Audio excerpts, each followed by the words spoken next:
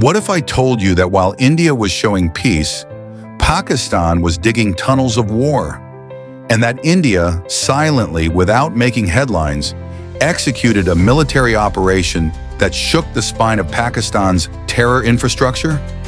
This is the story Pakistan hoped you'd never hear. This is the story of Operation Sindoor.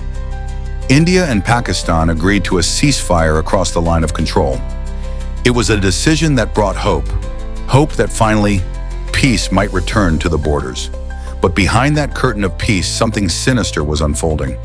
Pakistan's words spoke of peace, but its actions screamed war.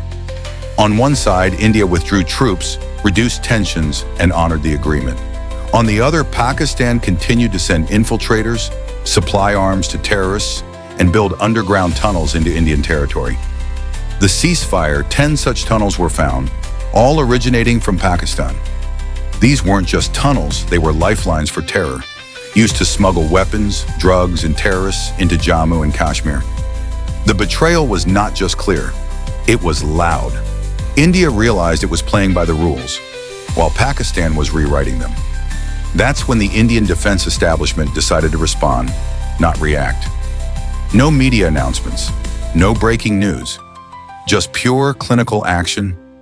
It began with reactivating elite units along the border, intensifying surveillance, and preparing Operation Sindoor, an unofficial campaign to counter every Pakistani intrusion, not just at the borders, but deep inside their supply chains.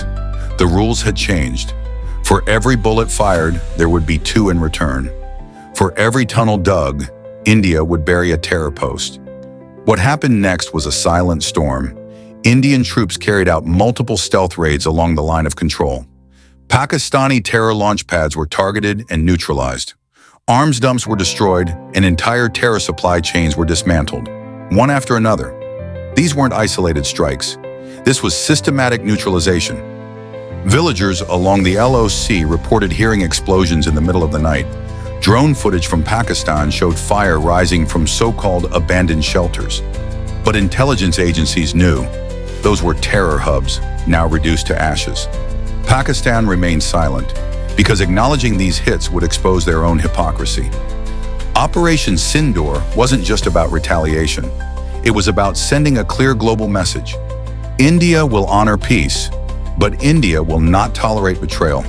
And if you try to bleed India with 1,000 cuts, be ready to get buried under 1,000 bricks.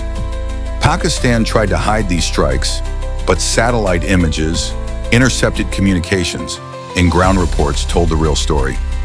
Diplomatically, India didn't escalate. Militarily, it made its point crystal clear. Today, the LOC is calm again, but it's a different kind of calm. It's not the calm of trust, it's the calm of preparation. Indian troops are now stationed with upgraded surveillance. Anti-infiltration grids are tighter. And tunnels?